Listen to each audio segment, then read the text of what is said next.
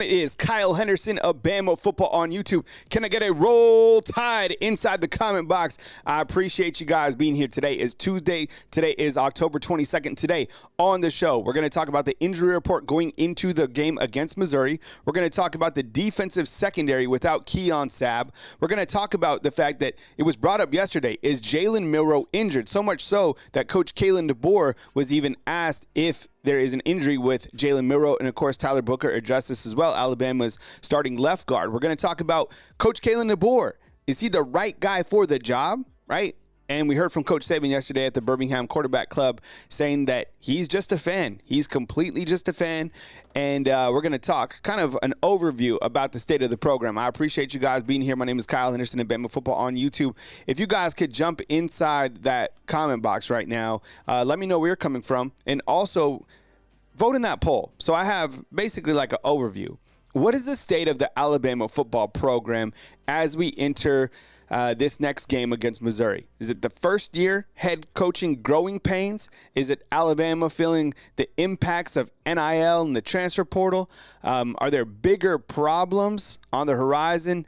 And maybe there's just chaos behind the scenes. So go ahead and vote in that. I appreciate it. Thank you very much for joining me today on Bama Football on YouTube.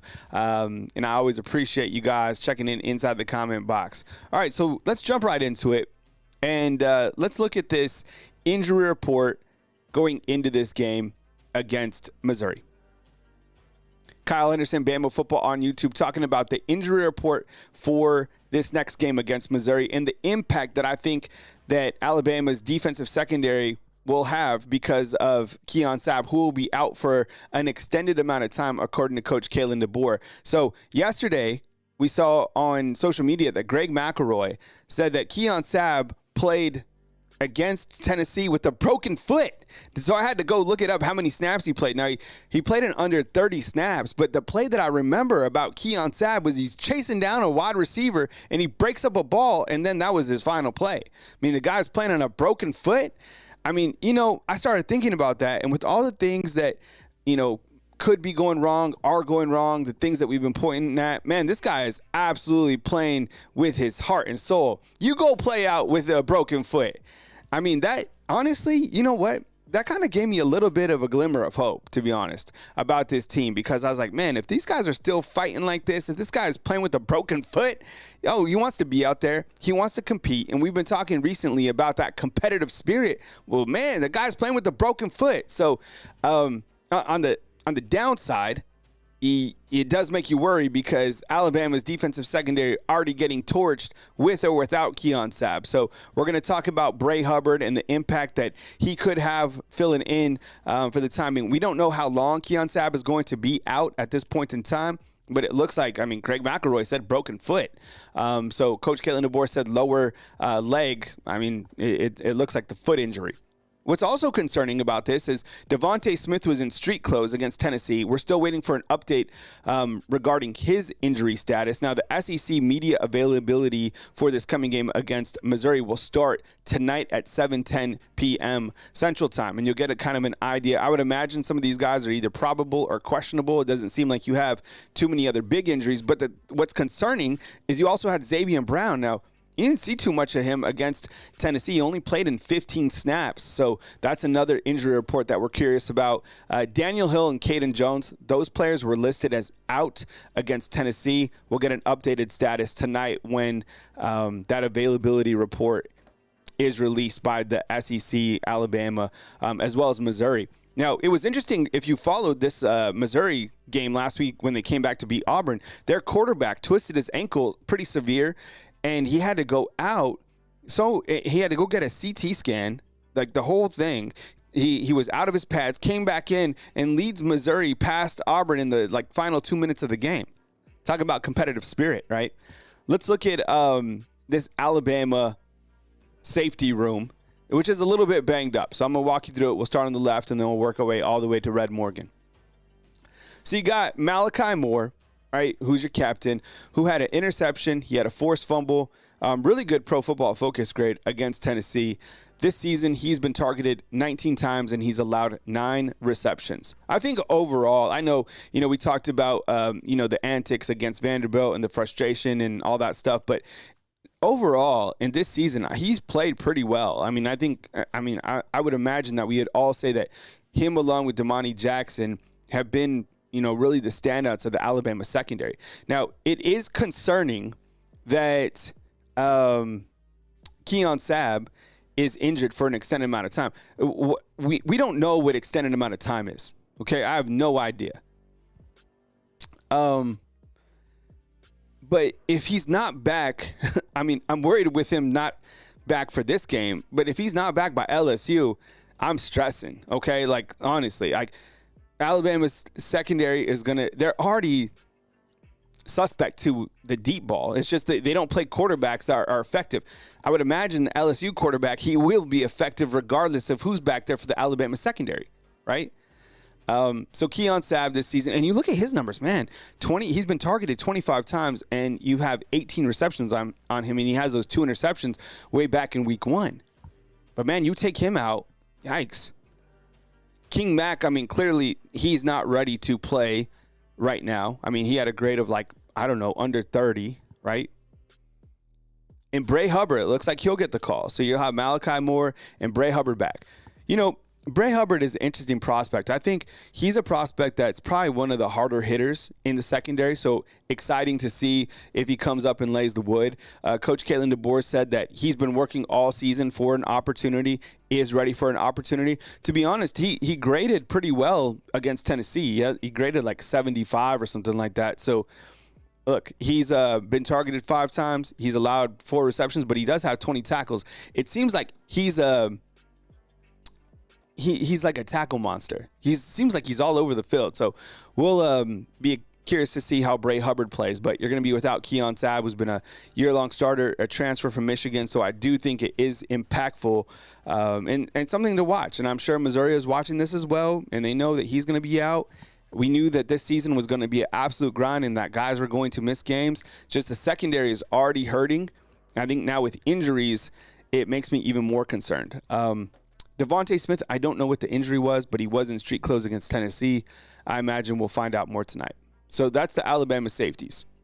Let me ask you, inside the comment box, on a scale of 1 to 10, how concerned are you about the Alabama secondary right now? And this isn't even trying to scare everybody. This is fact. I think the Alabama secondary, that's one of the areas that I think there's definitely some areas. I really do. I think there's some areas where you could still make adjustments and get things back on track, whatever the case is, coaching adjustments, this and that. I honestly just don't feel that you could fix the secondary right now. It's just these are the players that Alabama has. These are the players that they're going to work with. And, you hope things get better in the future. We knew that the secondary would be, susceptible to maybe some deep passes or whatever the case would be. I didn't think that they would suffer this much this season. But now when you're losing a guy like Keon Sabb, starter or not, see what I'm saying? 10s are coming in. 9s, 10s. I would probably say a 10, to be honest. I would definitely say a 10, for me. Because it's already an 8 or a 9, right? Yeah. I see some feedback inside the comment box about putting Jalen Mbakwe back at safety. I brought this up. I think I said that during the Tennessee game. Now, he did play safety in high school, and here's a look at the Alabama corners. There's a lot of freshmen that are playing in the secondary. Xavier Brown, Jalen Mbakwe, Zay Bincy. When you look to the guy, let's see. Red Morgan, that was the other one I was forgetting about. I think, it might be some time before Zay Mincy gets there, but Jalen Mbakwe is ready to play, either at corner or at safety. I don't know. I might mess with that depending on how things go with Bray Hubbard. I don't know. I feel, and look, I know that there was a situational where Jalen Mbakwe got beat. All these guys are getting beat. But I think in terms of making plays, making open field tackles, Jalen Ibakwe has that. So, again, I know it's a freshman, but this is what we're working with right now.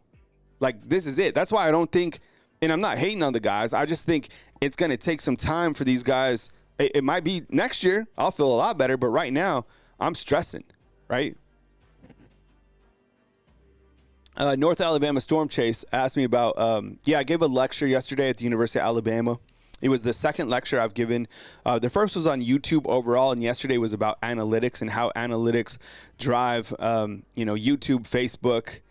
And I have a lot of experience in that, being that, I've done this for quite some time. So it's a real honor and a privilege to be able to talk about analytics. It was a master's class, so students getting their master's degree. It was really cool. Loaded up class, got some really good feedback, and a lot of the students asked some really good questions. One of the questions that I got mostly was kind of about burnout as a content creator during this time of my busy season. And it's obviously something that I face because it's just a one-man operating crew, right? I do all the graphics. Literally behind the scenes right here, my son usually he gets picked up from school. I had to take him to school. I jumped up. I do all the graphics.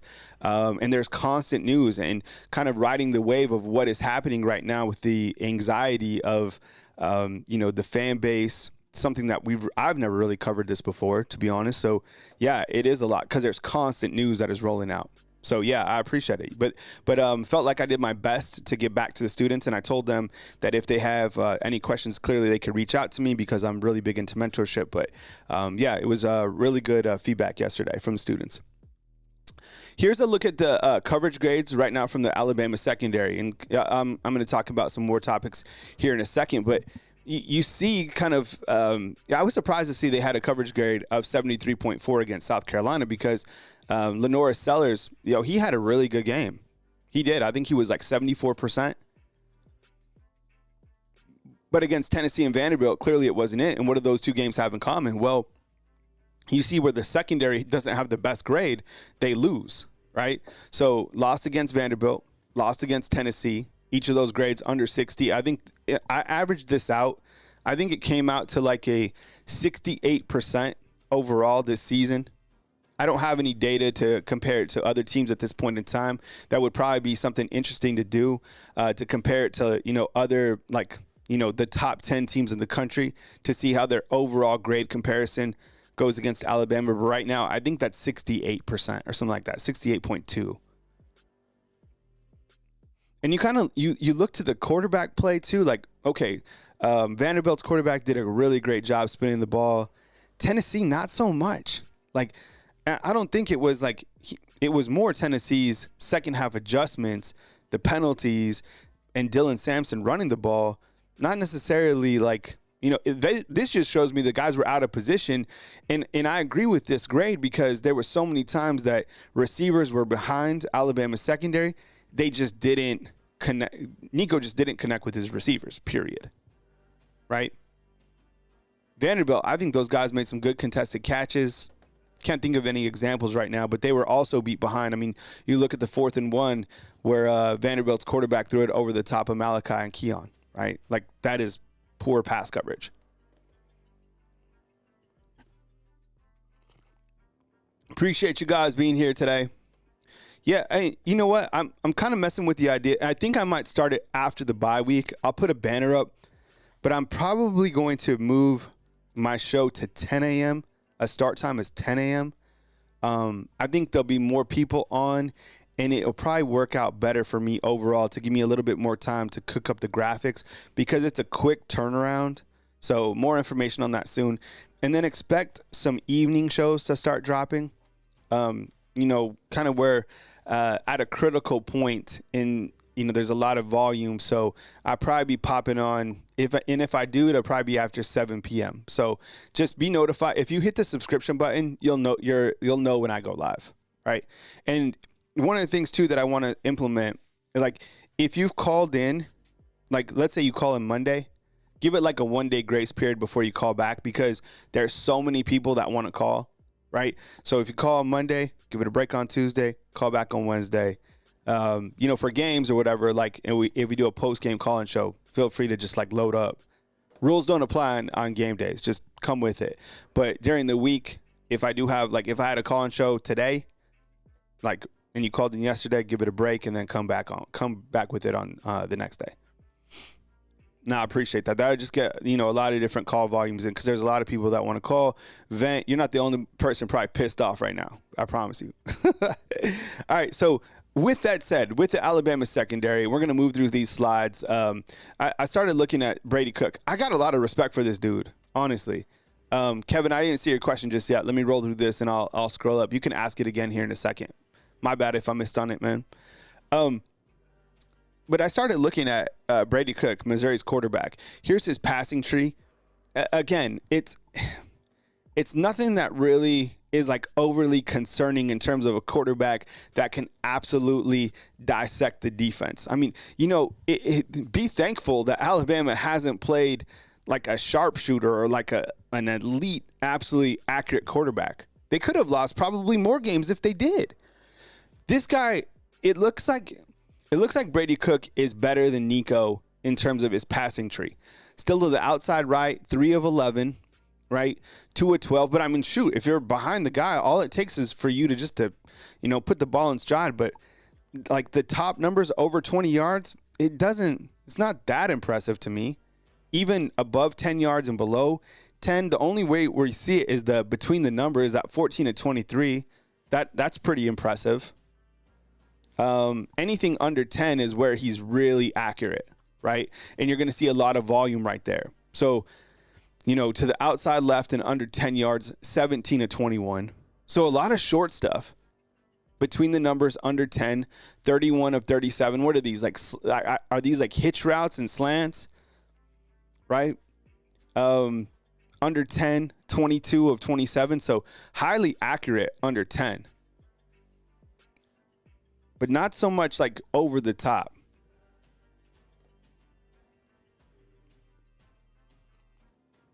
Pretty accurate dude, though.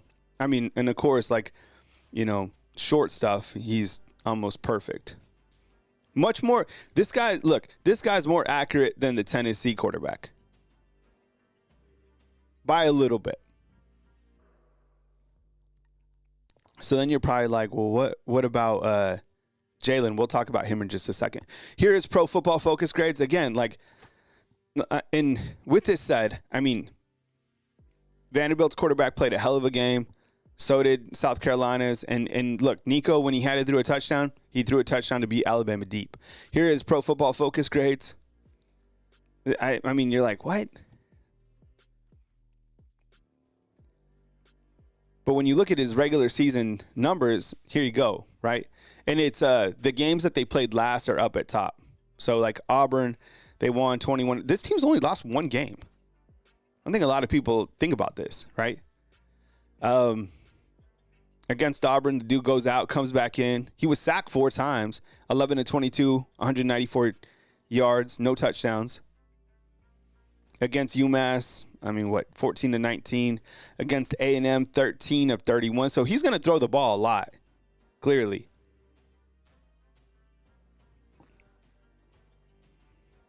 I would imagine that he throws the ball, 30 times. If I was setting like a over-under, I'd say 30 times.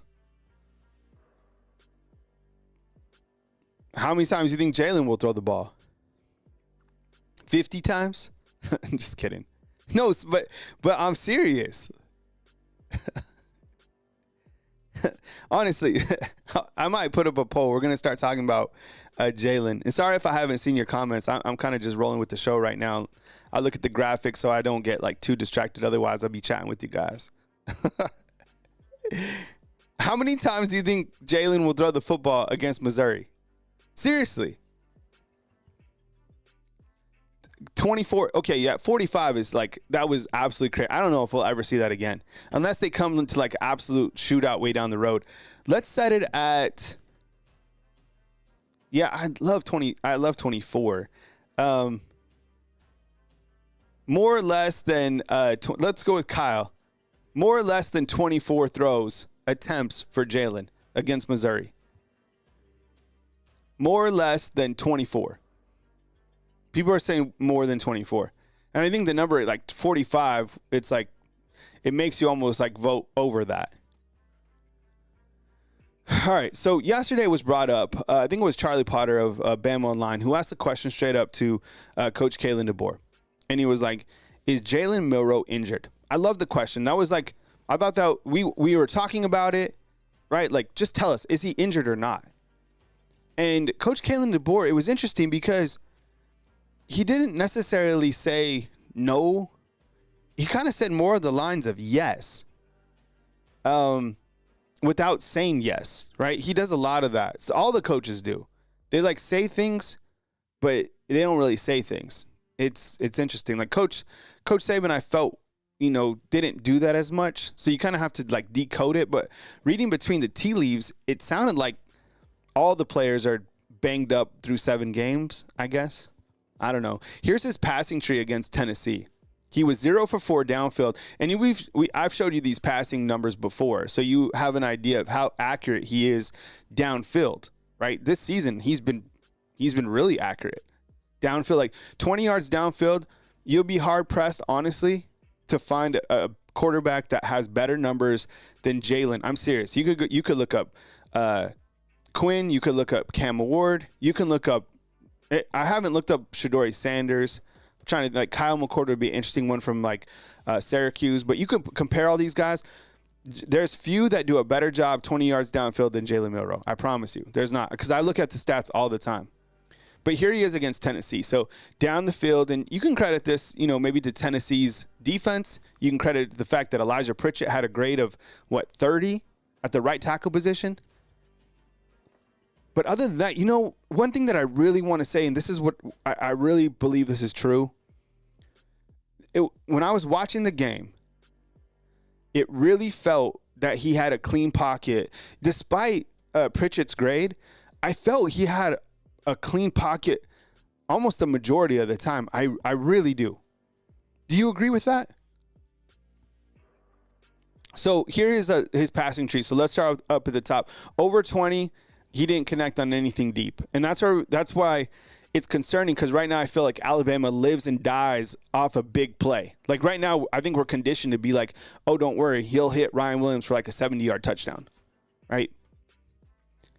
He was 4 of 7 through the middle, over 10, under 20. He was accurate under 10 yards to the left and to the center, but to the right, 1 of 5, and that's where he threw that interception, which ended the game, right? And then, of course, like the short stuff, 7 of 7. I mean, everybody's accurate underneath, 5 yards. So I don't know. It doesn't seem like he's injured. I don't know what happened, because you when you zoom out and you look to these grades, clearly something happened after Vanderbilt. Like, it shows you right here. Like, something happened. Either he got banged up against Vanderbilt or against South Carolina, or I have no idea. Or, like, what happened? How did he become just like this one-read quarterback against Tennessee? Now, I will say this. Now, I was looking at the numbers right now. Ryan Williams, and Nick Sheridan said this, that I think it was Nick Sheridan or Coach Kalen DeBoer. I can't remember. But they said that they wanted to go to Ryan Williams because that was part of the play design.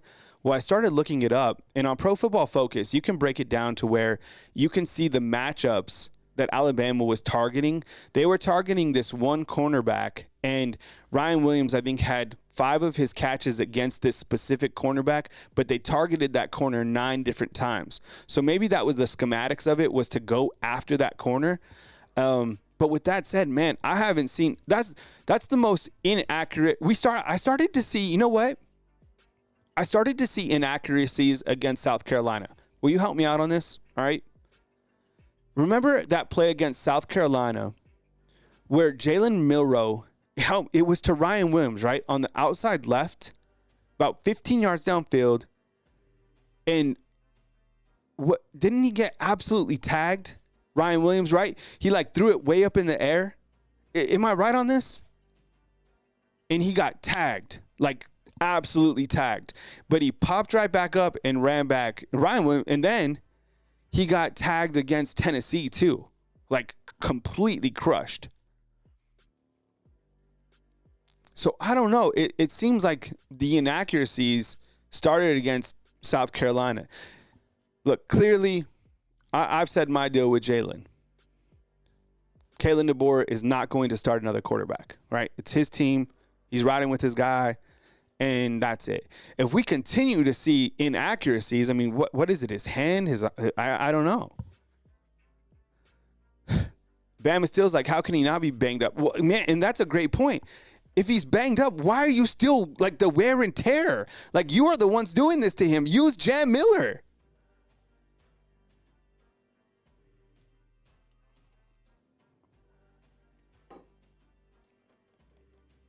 But, I mean, the grades speak for itself right here.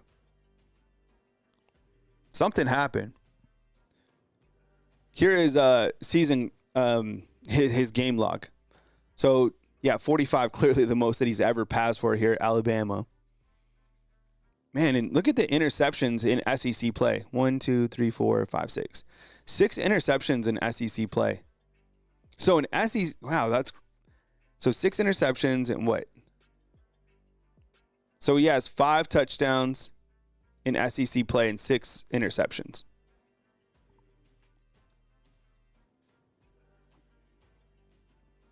.209 against South Carolina, 310 against Vandy, 374 against Georgia.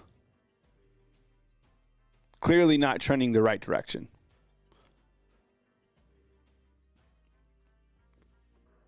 And I haven't really, today I was kind of thinking more about like talking about the quarterbacks and about Jalen. I'll look at Missouri's defense and see what, is going on with Missouri's defense maybe later on in the week. But I think from what I understand, and I kind of looked at it a little bit. I'll bring this up on another screen before I move on. But I started to just compare the teams side by side. And one of the things that I noticed is that Missouri has a pretty good defense. I still didn't have time to update that time of possession. I'll do that today. Sorry about that. Everything is right, but besides the time of possession. The time of possession is not updated yet. That's my bad. But like total offense, Alabama's 46. Total offense from Missouri, they're 47. But the defense, man, Tennessee was number 2. Missouri's number 9. And look at them on third down defense. They're number 9 as well. Connor, that's what I'm saying, man. Like, yeah, if he's banged up, man, then look, you know who's not banged up? I mean, I know he hurt his ankle. I think he'll be good to go, but he's still only using Jam sparingly. And I know a lot of people have been critical of Justice Haynes, too. I have to kind of agree there, too. I love Justice Haynes, but it doesn't look like he has that, like, kind of like, boom. Maybe we'll see it. I don't know. It seems like he kind of, like, tiptoes a little bit. Jam Miller is just, like, downhill. All right. We continue. Just wanted to, kind of high point some of those things about Jalen and, because there's clearly a lot of talk about the quarterback position. There's not going to be a change at the quarterback position. And I think that, I'm curious to see if he can bounce back. Coach Saban yesterday at the Birmingham Country Club, at the Birmingham Quarterback Club, said that he's just a fan. I was thinking about this. Coach Saban's got to be in an interesting position because, obviously he's not going to be critical of Coach Kalen DeBoer. He's rational enough to understand, taking over for somebody of his magnitude, the NIL transfer portal, how everything has impacted college football. And I honestly feel, kind of reading back to Miss Terry's statement on Nick's Kids when she said the game has changed, I certainly feel that Coach Saban literally jumped out right before this whole world changed to college football. And he hasn't been critical of Kalen DeBoer. Now, it seems that this is 100% true to me. I'm sure you saw that interview from the Birmingham Quarterback Club of Coach Saban talking. He's a completely different person with the local Alabama media than he is on College Game Day. It's like he's a completely different human being. It's like, honestly, it's kind of boring. At the quarterback club, he doesn't really say a lot. He's pretty boring, keeps it calm. We're always interested to see what he has to say, but it's just like, he's like, I'm just a fan like you. But on College Game Day, yo, he's like the best. He has the best takes ever, right? And he must be in a tough position as well, because to see his team, his former team, and his former players struggling, I mean, he's classy enough. He's never going to throw Coach Kalen DeBoer under the bus, nor should he. He did say that the fans are not patient, and he does understand that. Shoot, everybody was riding him for losses because that was part of his standard. But I think Coach Saban knows the transfer portal and NIL, how all that has changed college football, right? 100%. He saw this coming a million miles away. And someone brought up a good stat yesterday. I'll put this out, but was talking about, even though Alabama right now is ranked 129th with penalties, a lot of Coach Saban's teams over the last 4 or 5 years have been heavily penalized as well. But it is concerning that they're 129. I mean, that doesn't fly with me, period. He's crushing it on College Game Day. I've heard him talk about, the challenges that Alabama faces, and I'm sure at some point, he'll speak to his former players through College Game Day. An example of that, in my opinion, is when he was talking about entitlement. Remember how he would always talk to his players through the media? I think he was talking about that entitlement. I really do, trying to get to his players, to his former players. And then someone brought up the fact that he's making $500,000 per year from Alabama, that he should be a consultant for the team. That's probably challenging as well, because think about being an analyst for ESPN and then still getting paid by the University of Alabama. So he's getting paid by ESPN and by Alabama, right? It's like $500,000 and 2 cents or something like that. I strongly believe right now that Coach Saban has, maybe in the preseason he met with Kane Womack, and I don't know, maybe he talked with Coach Kalen DeBoer. But from what Coach Saban said, he hasn't been back to, just recently he was in Coach Kalen DeBoer's new office, and he even liked the new recruiting setup. But I don't think he reaches out to Kalen, not in a negative way or a positive way. I think it's his team. And, that's got to be a tough position to be in, because clearly when the reconstruction of this defense, that's not his team anymore. And I think Coach Saban, as controlling as Coach Saban probably was, he did a graceful job in releasing that control, which is commendable for anybody. Right? So, I just thought that was interesting, kind of listening to Coach Saban, and I'm sure it's a really tough position for him to be in as well. But, obviously he's classy enough. He's not going to throw him under the bus. And I think rationally he understands from a coaching standpoint, it's 7 games, right? And that's kind of leads me to my next point. What I was talking about, too, is I know a lot of us has been absolutely hot on Coach Kalen DeBoer. And there's a standard here, and it's Alabama football. Everybody cares about Alabama football because it's the pinnacle program. Are they right now? No. But we want them to stay there. My job literally rides off the success of the team, right?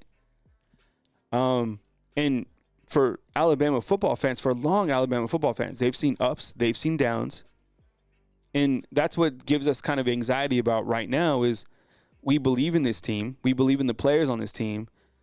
But it is a critical point because they've lost 2 games. And, I'm curious to see the rest of the season because people keep pointing to the fact that Coach Kalen DeBoer won, in the various places that he's won. And he might very well, rebound and, get this team in the playoffs. There's still an opportunity. We talked about that yesterday. I just keep going back to the SEC is so different. Just because you've had success and short success, he was only at Washington for 2 years, right? It's a big jump to the SEC. Think about the coaches you're coaching against on a weekly basis, man.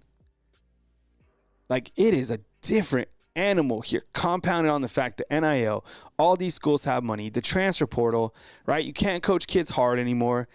Damn, having the stones to take over this job is damn. I don't think he felt that they would, be at this point in time, but here you are. Can you get these guys to respond? And can you tighten up kind of the facility when things have been soft, right? You kind of let things loose a little bit, thinking that, you could do that and still get on track. Can you tighten it up? Can you I don't know. That's tough to do. Like as a coach, as a parent, you can't go, like when you're on the top of the hierarchy, you can't be friends with like your kids. That's one of the most challenging things.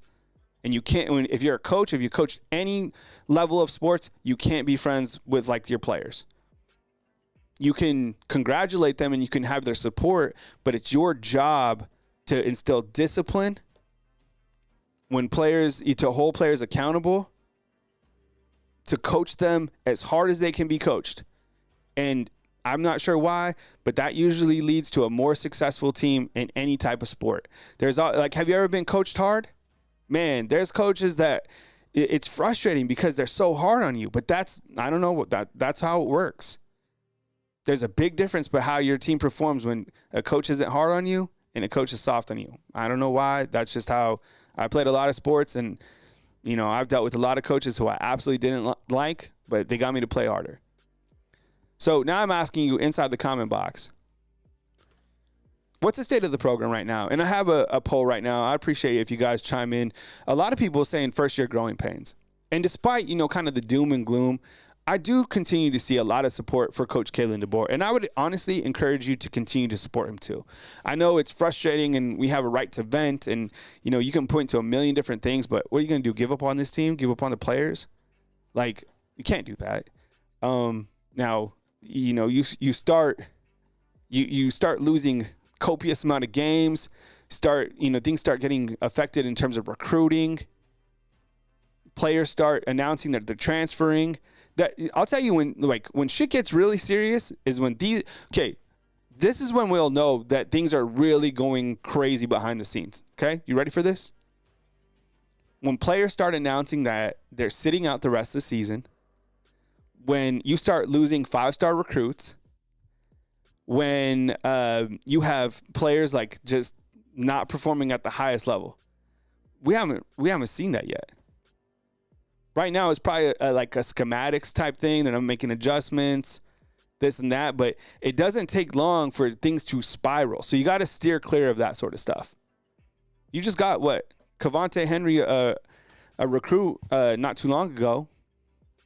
Recruiting still seems really strong. I don't know where things stand with Justice Terry right now. I would imagine, it's more likely Georgia. Georgia has way more momentum right now than Alabama does. But you see how fast that can shift. So let me ask you right here. So I asked the fan base, and most everybody out of 275 votes, 50% say it's first year growing pains, and then chaos behind the scenes. And then 18% is saying impacts at NIL. That's exactly where I would probably go to. I might have voted first for impacts the transfer portal. So now what I'm going to do is I'm going to end the poll, and I'm going to ask you to just type in A through F. Whatever you think it is, go ahead and type A through F. And the options are first year growing pains. And let's talk about each of these real quick.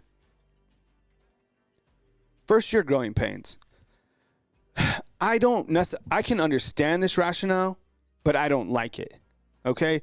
And my argument to people that are saying first year growing pains, and you can go with anyone you want. And I will respect your point of view. I love debating, and I love to bring up different things. Here is my stance on each of these topics. So the first one, first year growing pains. I don't necessarily believe that because Coach Kalen DeBoer, because of the talent that he inherited. For example, Jalen Milroe, Jan Miller, Caden Proctor, Parker Brailsford, he brought Parker Brailsford here, Tyler Booker. You look on the defensive side, Jahad Campbell, Deontay Lawson. You got Damani Jackson. You got Malachi Moore. Secondary was going to be a little bit shaky. But you got players. You got recruits. You got the brand. You got NIL money, right? So I don't really buy the first year growing pains. And I think if there are first year growing pains, it's on Coach Kalen DeBoer because things have changed so drastic in terms of the culture shift, which I'll talk about later. But I don't really buy the first year growing pains. This is kind of you step in and you can win games here automatically. like a lot of games. You can make a run for the national championship automatic. You already beat Georgia this year. You beat Georgia. So I don't really buy first-year growing pains. I can understand the thought of it, but I'm not really going with that. Alabama feeling the impacts of NIL in the transfer portal, for sure. Look at the guys that left after the season, specifically in the secondary. Like, let's be honest. And I get it. It's fun to play around and be like, yo, we don't miss Caleb Downs. I haven't even been following Caleb Downs. I don't know what his Pro Football Focus grade is. I don't know, like, what he's been doing, in terms of, this season. But I know the player that he was last year. If he's playing anything like he was last year, hell yeah, we miss him. We miss a player like that in the secondary. Imagine Caleb Downs, how he played last year, and Malachi Moore. Those guys would be playing, at an elite level, and that would help the secondary. And you are missing guys. Like Trey Amos, man, Trey Amos should have never left. I don't know. Again, I have no idea how he's doing this year, right? I'm just talking about, guys in the secondary and the impacts of NIL and the portal. And the portal did hit Alabama. There was so many guys from the secondary that bounced out. I can't even think of some of the guys that left. Like Earl Little, you could certainly probably use him right now. And again, I haven't followed these guys once they left. Just based on when they were here, I thought they would get onto the field at some point in time. Christian's like, man, it's just straight chaos, Kyle. Yeah, I'll get to there. Corey in with the super chat. Kyle, I'm a huge fan. For this season specifically, this is not the year of growing pains. In my opinion, this is a combination of very casual coach and terrible, inconsistent quarterback. I can understand the rationale there too. Let me work through these. Thanks for the super chat. I appreciate it. Caleb Downs, Pro Football Focus grade is 7. Yeah, that's a hell of a grade. That's good. And I do think this is it. And before I move to C, let me finish with this. What is going to be the hardest adjustments in 26 transfers out? That is crazy. What is going to be the hardest thing to deal with for Alabama football fans going forward? A great showtime. I probably have a call-in show later tonight. Not at this point. I'm going to run through some things right now. But thank you for asking. Yeah, Kendrick Blackshire bounced out too. But the hardest thing for Alabama football fans, not so much the rest of the SEC, but for Alabama fans, is Coach Saban had these dominating teams, and there was such a talent gap. And now people are going to have to get used to games being tight all the time. And Bama fans aren't patient, and Bama fans feel that a win is not enough. Alabama fans are accustomed to, like, absolutely dominating. So I think that's going to be one of the toughest things to accept, is kind of like this NFL style of play, whereas like every single weekend you're on the edge of your seat. Now the thing that Alabama has to its advantage is the brand, still the players, right? The facilities, the SEC, everything. But the portal will also be super. It'll work both ways too. You're going to lose guys. I would imagine you lose people at almost every position. That's just, unfortunately, that's how it's going to work. And if you look at the stats, you could probably guess which players are going to leave, right? You're going to lose a quarterback to the transfer portal? 100%. You're going to lose wide receivers? 100%. You're going to lose some running backs? Probably. That's just the game. Big problems on the horizon. I don't even like the way that's really worded. I kind of go like C and D together. Chaos behind the scenes. This might be what's happening. And we won't know this until the end of the season, or like in 2 years, or whenever they do like a 30 for 30 on this season, like after Saban. I could see people saying chaos behind the scenes because of maybe the players are as equal to the coaches. I don't see I think like let's face it, Jalen Milroe makes more money than Nick Sheridan. I could already see that kind of being like a power struggle, right? Ryan Williams is like bigger than anything. And I think it's not the player's fault, but like what has happened in terms of the transfer portal going up to B is now the players have so much power. They're making so much money. They should be paid, right? But now you can't coach hard. And the transfer portal, people sliding into DMs, there could be very well chaos on the scenes, which would clearly lead to big problems on the horizon for all programs. And kind of going into my next point too, are we seeing the impacts of a culture shift? Probably so. I think you couldn't have got a more different coach than Coach Saban. Think about this. It seems to me like a Kirby Smart, even a Dabo Swinney, who I know you guys definitely didn't want, right? Like nobody wanted Dabo Swinney when Alabama was coaching. Just hear me out. But it seems like Dabo, Dan Lanning, and Kirby Smart, I don't know, Ryan Day doesn't seem to have much of a personality. It seems like those guys are more like Coach Saban, right? Kind of like that fiery, competitive spirit, like animated, down to, those guys seem like they're like down to fight, right? Like they would like, if you're hanging out with them, they'd be down to go. And I think those guys are kind of like Coach Saban. If they would have came into Alabama, Lane Kiffin doesn't really strike me like that though. He seems pretty like laid back, but he's a really big troll, right? He does have that fire. He just doesn't display it like those other three I mentioned. Coach Kalen DeBoer isn't like any of those other guys. He has a completely different style in every shape and form, right?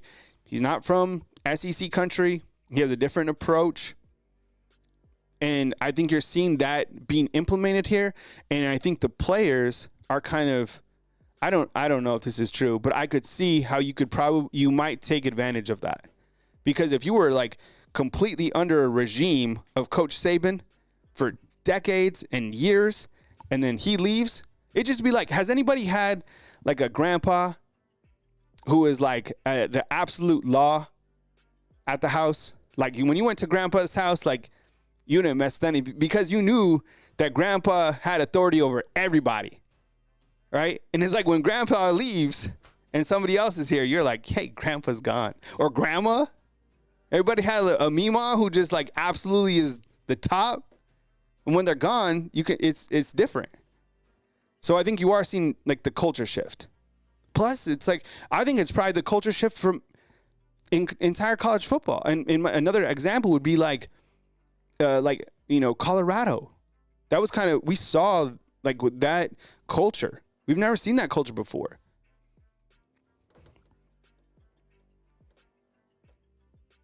And then, okay, so then here's this. Is this just a huge overreaction? Are we just freaking out? Is this just a overreaction? I mean, I've seen a couple people saying it's an overreaction. It just doesn't, like we mess around with that word, the standard, but things are just so different. Right? And I think it's hurtful because you want to protect the brand. You want to like protect what you had. And you see, and I don't buy this because you're losing games. You know what the biggest thing is? I feel it's not an overreaction because of this. Teams don't fear Alabama anymore. Thank you, KTK. Yeah, you ever gone to your grandma and grandpa's house and messed around? They will bust your you-know-what in 2.2 seconds. And it's like no rules apply over there. Like, it's like law. Like the law, you know? We had a yardstick. I promise you, my grandma, she had a yardstick. You were terrified. They just don't. My grandpa, are you kidding me? Oh my God. If you messed up, you were like, you had anxiety. And I don't feel it's an overreaction because I don't think teams fear Alabama anymore. When you see, like, I get it. Look, it's a whole different roster at Vanderbilt. But those guys knew in their locker room that they were going to beat Alabama. That didn't exist. That didn't exist like since I've been here, that has never existed. I guarantee. South Carolina. Shane Beamer. I think his press conferences are they're interesting. He seems a little goofy to me, but this guy he told the team before they went to bed, he was like, hey, before you say prayers and go to bed, we're going to have opportunities because of the way that Alabama plays defense. See you guys in the morning.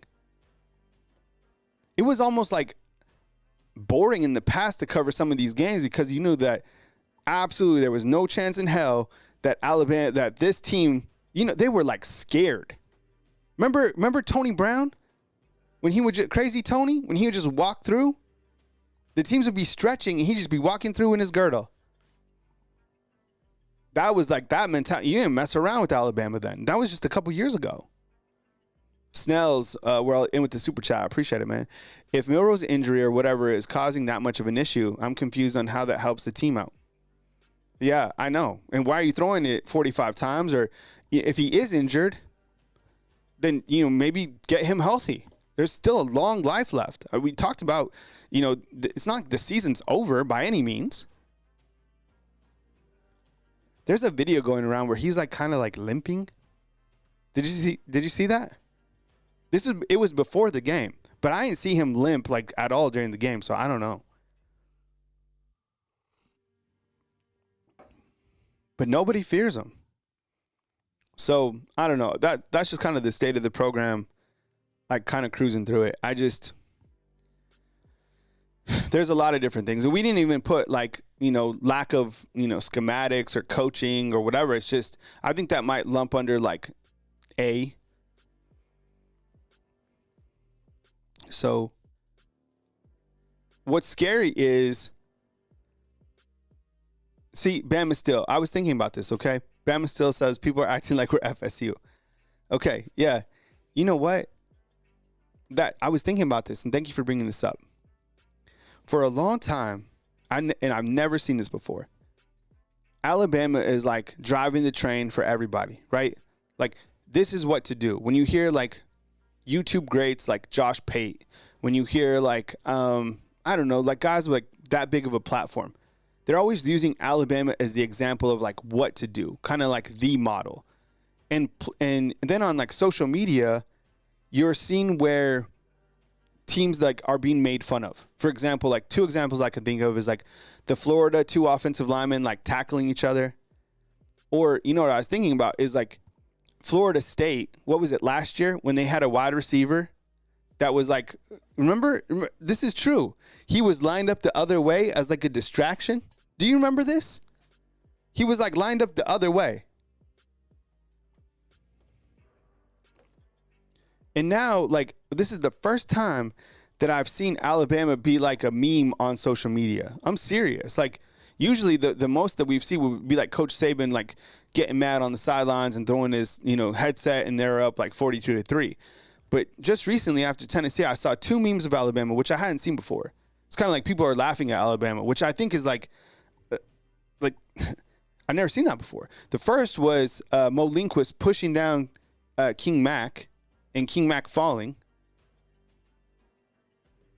And then the other one was the jump shot. Like, and this was the crazy thing, is Nick Sheridan admitted yesterday that nothing on the field isn't what they're coaching. So we already saw those gadget plays that we didn't like when Alabama was rolling Georgia. And then like that basketball stuff, he admitted yesterday that he coached that. So, I mean, Big Chevy's like, they take Bama for it. Yeah, people now, that was kind of the first time that I've seen people like laughing.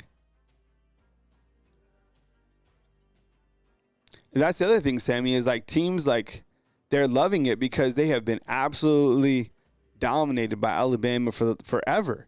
You bring out those like past win charts, you had to scroll like to page 2 to see Tennessee on there the last time they won, right? Vanderbilt, the last time they beat Alabama was in, what was it, 74?